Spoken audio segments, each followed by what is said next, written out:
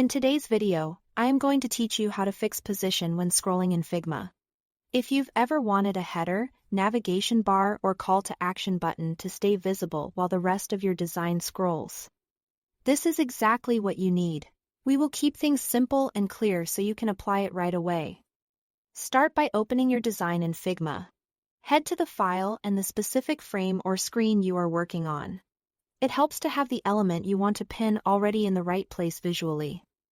Like a top bar, align to the top edge or a footer aligned to the bottom.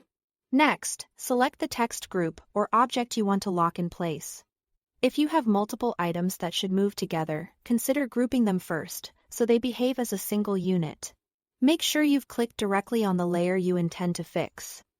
You can confirm the selection in the Layers panel on the left. Now look to the right-hand panel and switch to the Prototype tab.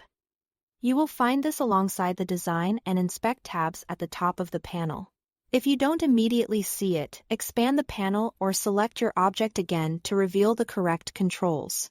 Under the Scroll Behavior section, change the drop-down from Scroll with Parent to Fixed Stay in Place. Scroll with Parent means the object will move as the frame scrolls, which is the default. Fixed keeps the selected element anchored in view while the rest of the content moves behind it. Once you choose Fixed, the element will remain visible as users scroll through your frame in a prototype. Position your fixed element thoughtfully so it doesn't block important content. Consider adding spacing underneath it in your layout to account for its constant presence.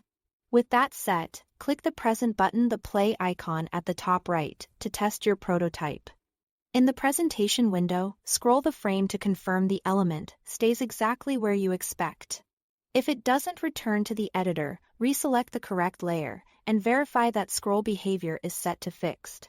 Repeat the same setting for any additional elements you want fixed.